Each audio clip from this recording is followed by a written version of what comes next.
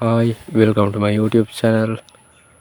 අද මම අරගෙන ආවේ විතර දමන හොඳ කිකිලියක් නිවැරදිව තෝරා ගන්න ක්‍රම කිහිපයක් ගැන තමයි.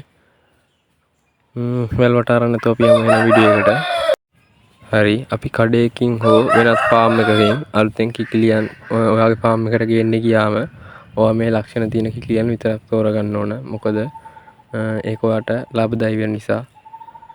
ඒ වගේම තමයි මුලින්ම ගිහිපු ගමන් සත්තු ගන්න එපා. ටිකක් වෙලා බලන්න යාලා කඩිසරව ක්‍රියාශීලීව කේ කරගාමින් ඉන්නවද කියලා බලන්න ඕන. ඒ වගේම තමයි ඔයාලට කියන විශේෂයක් තියෙනවා.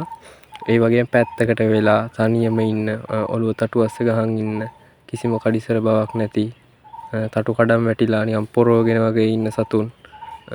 ඒ වගේම ඇස් වලින් කඳුළු වෙන නිකන් කහ පාටට කබ වගේ එන ඒ වගේ මැස් වටේ ඉදිමිලා වගේ තියෙන සතුන් ගන්න එපා. මොකද ඔයා සල්ලි දීලා ගන්න සතුන් නිරෝගී වෙන්න ඕන. නැත්තම් මේක ඔයාලට පාඩුවක් වෙන නිසා.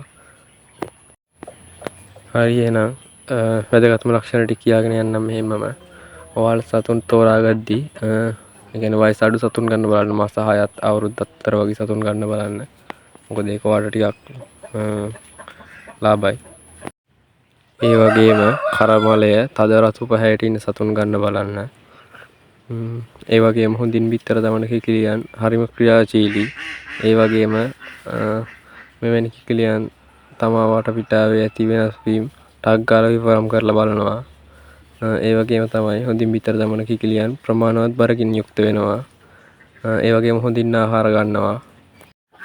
ඒ වගේම තමයි ඒ සතුන් අල්ලන්න හදද්දී නිතරම බිම ලගින්න වගේ ඉන්නවනම් සතුන් බිත්තර දමන්න කිට්ටුවම තමයි ඉන්නේ. ඒ වගේම පිළි අවුල් වෙලා වගේ ඉන්න සතුන් ටිකක් කැතට වගේ ඉන්න සතුන් ඒ සතුත් අනිවාර්යෙන් බිත්තර දානවා. එයාලා ලස්සනට ඉන්නකොට වගේ නෙමෙයි කැතට ඉන්නේ. මොකද එයාලා බිත්තර දාන්න පටන් ගත්තට පස්සේ තමයි. ඒ වගේම ගොඩක් ලස්සනට පිරිසිදුවට ඉන්න සතුන් නම් බිත්තර දානවා අඩුයි. ওই ටික තමයි මම අද ඔයාලට කියන්න ආවේ.